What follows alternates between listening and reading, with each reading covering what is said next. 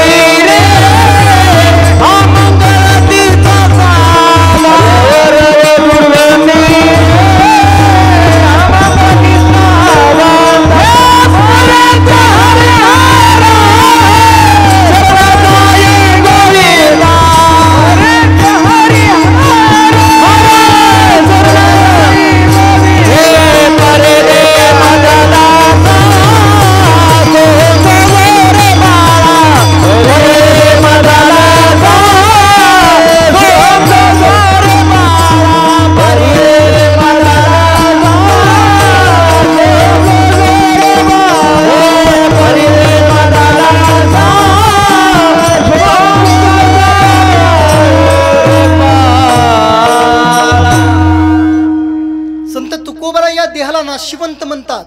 हा देह नाशिवंत आहे, प्रत्येक जणाला हा देह एक ना एक दिवस मातीत गाडायचा आहे। का या ठिकाणी शाश्वत जगण्यासाठी कोण आलेला आहे का? या जगात शाश्वत अमर राहण्यासाठी कोण आलं नाही। या मृत्यू लोकामध्ये नावच मृत्यू लोक यासाठी की या जगामध्ये कोणच राहणार नाही शेवटपर्यंत। प्रत्येकाला जायचंय, प्रत्येकाला हा देह एकदा मातीत गाडायचा आहे, प्रत्येकाला हा देह एकदा चितेमध्ये टाकायचा आहे, प्रत्येकाला या देहाला प्रत्येक जण सोडून जाणार आहे। का कोण राहणार या ठिकाणी? कोणी शरीर जायचे ठेवणे, शरीर जायचे ठेवणे, शरीर जायचे ठेवणे, गादरच्या विलास देणे। प्रत्येकाला या देहाला इथं ठेवून जायचंय, प्रत्येकाला जायचंय, कोणीही या ठिकाणी राहण्यासाठी आलेलं नाही। पण जाण्यापूर्वी तुकोबराय या देहाचं कर्तव्य सांगतात काय?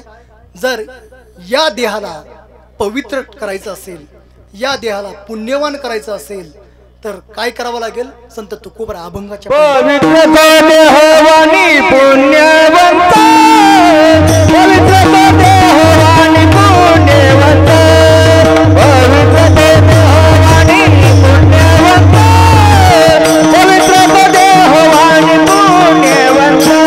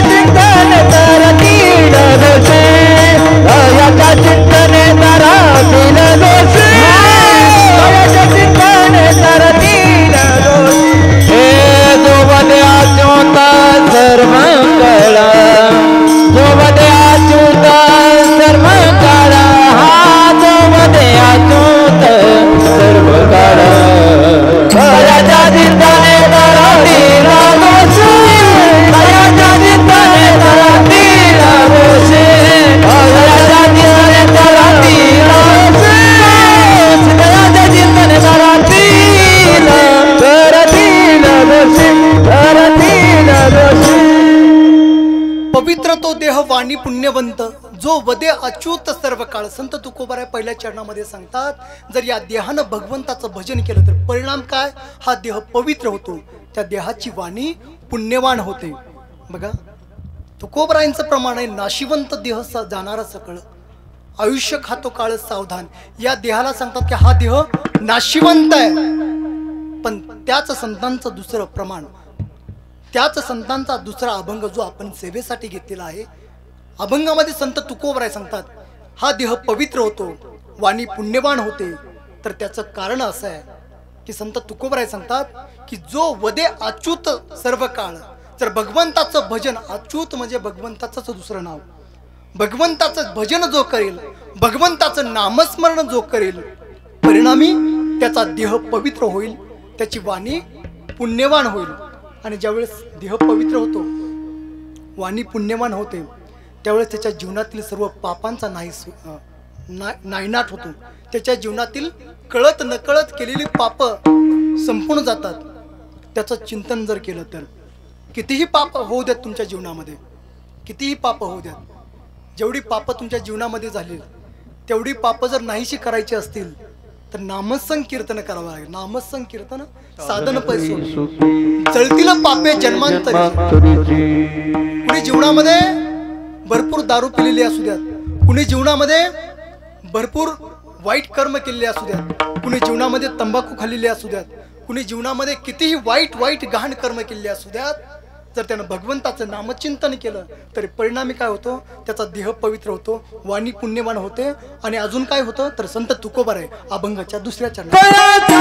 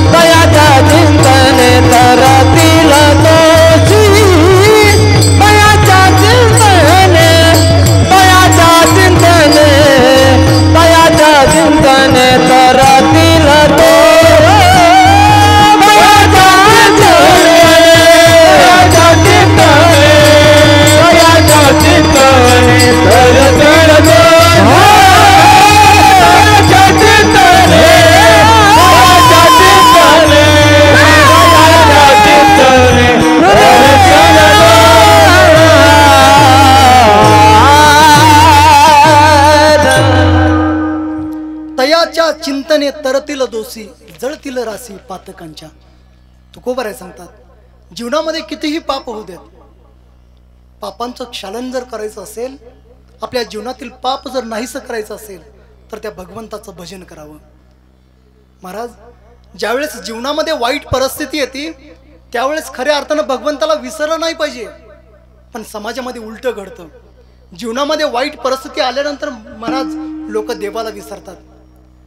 जर घरामध्ये एखादी वाईट घटना घडली तर समाजामध्ये अशी काही महाभाग आहेत, घरातील देवरा उचलतात आणि बाहेर नदीला नेऊन फेकून देतात. वाईट अवस्था आहे. मला सांगा, जर अशी कृत्य जर आपल्याकडून होत असतील तर समाधान मिळेल का आपल्याला? नाही मिळणार. अनेक प्रकारचे आघात झाले संतांवरती, अनेक प्रकारचे दुःख झाले संतांवरती, पण अशाही परिस्थितीमध्ये संत डगमगले नाहीत. भगवंताचं नामचिंतन त्या संतांच्या मुखामध्ये सदैव राहिलं. संत कधी डगमगले नाहीत. संत एकनाथ महाराजांची परिस्थिती जरी श्रीमंत असली तरी त्यांच्याही जीवनामध्ये कमी आघात झालेले नाहीत. त्यांना समाजानं कमी त्रास दिला नाही, भावकीनं देखील त्रास दिला, तरी देखील त्याही अवस्थेमध्ये संत एकनाथ महाराजांनी जशी आपली श्रीमंती होती त्याही पेक्षा जास्त श्रीमंतीनं परमार्थ केला. संत एकनाथ महाराजांनी परिस्थिती प्रतिकूल असू द्या किंवा परिस्थिती अनुकूल असू द्या, दोन्हीही परिस्थितीमध्ये समाधान मानण्याचं काम संतांनी केलं. संत तुकोबारांच्या जीवनामध्ये अतिशय वाईट बिकट अवस्था, संत तुकोबारांना ज्यावेळेस कळत नव्हतं त्यावेळेस संत तुकोबारांच्या वडिलांनी या जगाचा निरोप घेतला. संत तुकोबारांच्या जीवनातील पहिला प्रसंग, बाप मेला नकळता नवती संसाराची चिंता, विठो तुझे माझे राज्य नाही दुसऱ्याचे काज. अहो संसार, संत तुकोबारांच्या डोक्यावरती संसाराचं ओझं आलं. संत तुकोबारांचा संसार ज्यावेळेस हातामध्ये आला त्यावेळेस संत तुकोबारांना एवढं ज्ञान नव्हतं संसारातलं. वयाच्या 17व्या वर्षी संत तुकोबारांच्या जीवनामध्ये बापाने या जगाचा निरोप घेतला. काय दुःख आहे संत तुकोबारांच्या जीवनामध्ये. 1 वर्ष होत नाही तोपर्यंत संत तुकोबारांची पत्नी मरण पावली. बाईल मेली मुक्त केली, देवे माया विरहित केली. वडिलांनी या जगाचा निरोप घेतला, त्याच्याबरोबर लगेचच संत तुकोबारांच्या पत्नीनं या जगाचा निरोप घेतला. संत तुकोबारांच्या सर्वात आवडता मुलगा, संत तुकोबारा ज्या मुलावरती जीवापाड प्रेम करत होते असा मुलगा त्यांचा संतू नावाचा मुलगा. संत तुकोबारांच्या मुलांनीही लगेच दुसऱ्या वर्षी निरोप घेतला, जगाचा निरोप घेतला. अहो अवघ्या 1-2 वर्षामध्ये घरातील 3 जणांनी संत तुकोबारांच्या घरातून जगाचा निरोप घेतला. मला सांगा, हे दुःख थोडं आहे का? हे दुःख थोडं आहे का? नाही. जगामध्ये कुणी वाईट बोललं, जगामध्ये अपमान झाला तरी माणसं आत्महत्या करतात, ही या जगाची अवस्था आहे. या जगामध्ये नीट तरुण जायचं असेल, या जगामध्ये जर सुंदर जीवन जर जगायचं असेल तर त्या जीवनाला अध्यात्माची जोड असणे अत्यंत गरजेचं आहे. अध्यात्माचे संतांचे विचार जर जवळ असतील तर या जगात जगायचं अवघड नाही. पण अविचारानं जगाल, या जगामध्ये अविचाराने जगाल, या जगामध्ये अंतःकरणात भगवंताप्रती भक्ती नसेल तर पदरात दुःख आलंच म्हणून समजा. जगामध्ये अशा अनेक माणसं आहेत, श्रीमंती आले म्हणजे भरपूर समाधान मिळणार असं नाही. श्रीमंती आली म्हणजे आज या जगामध्ये अब्जाधीश लोक आहेत, कोट्यावधी लोक, कोट्याधीश लोक आहेत, ते देखील आत्महत्या करतात. म्हणजे श्रीमंती आली म्हणजे सुख समाधान प्राप्त झालं असं नाही. जर सुंदर जीवन जगायचं असेल तर संतांचे विचार, घरामध्ये मुलावरती संस्कार झाले पाहिजे चांगले, विचार फार महत्वाचे. तुकोबारांच्या जीवनामध्ये वडील गेले, पत्नी गेली, त्या पाठोपाठ मुलांनीही या जगाचा निरोप घेतला. 3 गेले. मला सांगा, घरातील 3 माणसं जर 1-2 वर्षात जात असतील तर घरामध्ये राहू वाटेल का कुणाला? नाही वाटणार. नको वाटेल, घर संसार नको वाटेल. तरी त्याही परिस्थितीमध्ये संत तुकोबारांचं भगवंताचं भजन बंद पडलं नाही. माता मेली मज देखता देखता तुका मने हरली चिंता. या जीवनातील चिंताच हरली असं तुकोबारा देवाला सांगतात. अहो कठीण परिस्थिती आहे, अत्यंत दयनीय परिस्थिती आहे. अशा ही कठीण परिस्थितीमध्ये भक्कमपणे तुकोबारा उभे राहतात, भक्कमपणे तुकोबारा जीवन जगतात आणि भगवंताचं भजन करतात. मला सांगा, वाईट परिस्थिती कुणावरती येत नाही. या जगामध्ये प्रत्येकावरती वाईट परिस्थिती येते. या जगामध्ये प्रत्येकाच्या जीवनामध्ये दुःख आहे. या जगामध्ये प्रत्येकाला अनंत यातनेला सामोरं जावं लागतं, अनंत संकटाला सामोरं जावं लागतं. पण मला सांगा, जर या संकटाला सामोरं गेलं तर परिणाम वाईट होईल का? नाही होणार. ज्या ज्यावेळी तुम्ही संकटाला सामोरं जाल त्यावेळी तुम्हाला नवीन मार्ग सापडेल. पण संकटाला हरवून बसलात तर या जीवनातून तुम्ही दूर होताल. म्हणून प्रत्येक परिस्थिती प्रतिकूल असू द्यात किंवा परिस्थिती अनुकूल असू द्यात, जीवनामध्ये कितीही वाईट प्रसंग येऊ द्यात, तरी त्या वाईट प्रसंगाला भक्कमपणे तोंड देण्याचं जर सामर्थ्य कुणाला पाहिजे असेल तर ते सामर्थ्य फक्त संत तुकोबरायांच्या तुकाराम गाथा आणि माऊली ज्ञानोबरायांच्या ज्ञानेश्वरीमध्ये मिळेल. संतांचे विचार अतिशय महत्त्वाचे आहेत आणि ते विचार जर आपल्या जीवनामध्ये असतील तर जीवनामधील वाईट परिस्थितीवर मात करण्याची ताकद सामर्थ्य आपल्याला मिळेल. आणि ज्यावेळेस हे सामर्थ्य आपल्याला मिळेल त्यावेळेस भगवंत देखील आपल्या पाठीमागे धावत धावत येईल. संत तुकोबारा हे अभंगाच्या माती देव इच्छी राजा जरणीची माती देव इच्छी राजा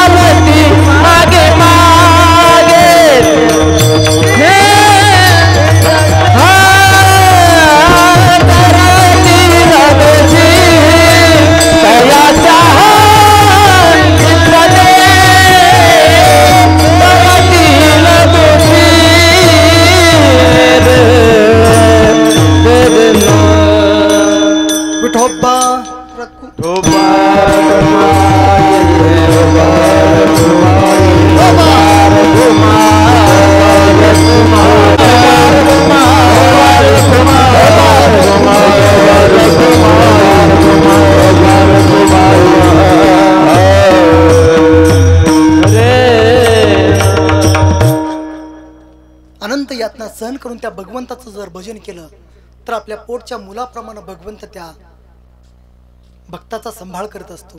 देव इच्छी रज चरणची माती धावत चालती मागे मागे. देव सुद्धा त्या भक्ताच्या चरणाची रजकणाची म्हणजे त्याच्या पायधुळीची अपेक्षा करतो. कोण? भगवंत. कोणाची? भक्ताच्या पायधुळीची अपेक्षा करतो. तसं भगवंताचं भजन निस्सीम प्रेमानं, जशी आई आपल्या मुलावरती निस्सीम प्रेम करते, जशी आई आपल्या बाळाची काळजी घेते, आपल्या बाळावरती आई जेवढं प्रेम करते तेवढं प्रेम जर निस्सीम प्रेम भावानं भक्तीनं जर भगवंतावरती केलं तर नक्कीच तो भगवंत प्राप्त झाल्याशिवाय राहत नाही. अंगणामध्ये मूल धावत असतं, अंगणामध्ये मूल धावत असतं. मूल धावत असताना त्याच पावलाने त्याची माय, त्याची आई त्या मुलाच्या पाठीमागे धावत धावत जात असते. मूल जर एका बाजूला पडत असेल, एका बाजूला मूल कोलमडून पडू लागलं तर त्याची माय, त्याची माऊली त्या बाळाच्या त्या बाजूला हात लावत असते.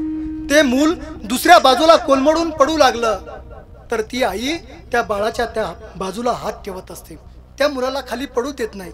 मूल जर पुढे कोलमडून पडू लागलं तर ती माऊली त्या बाळाला उचलून धरते आणि आपल्या हृदयाला कवटाळून धरत असते.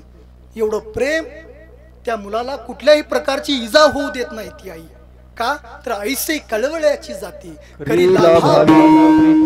आपल्या प्राणापेक्षाही जास्त जी माऊली आपल्या बाळावरती प्रेम करते तिला आई म्हणावं. आणि असंच प्रेम भक्त भगवंतावरती करतो आणि भगवंत देखील आपल्या मुलाप्रमाणे प्रेम त्या भक्तावरती करतो. म्हणून तुकोबाराय सांगतात की असं जर प्रेम भक्तावरती भगवंताने केलं तर भक्त आणि भगवंत दोघं वेगळे होत नसतात. काय त्या उरले वेगळे अनेक वैकुंठ नायक जया कंठी. त्याच्या कंठामध्ये सतत भगवंताचंच नामचिंतन असतं. कोणाच्या? भक्ताच्या कंठामध्ये. एवढे ते दोघं एकरूप होतात. निर्वाणी गोविंद असे मागे पुढे काहीच साकडे तुकोबरायांचं प्रमाण आहे. कुठल्याही प्रकारचं संकट त्या भक्तावरती येऊ द्यात, ते संकट दूर करण्याचं काम भगवंत करत असतो.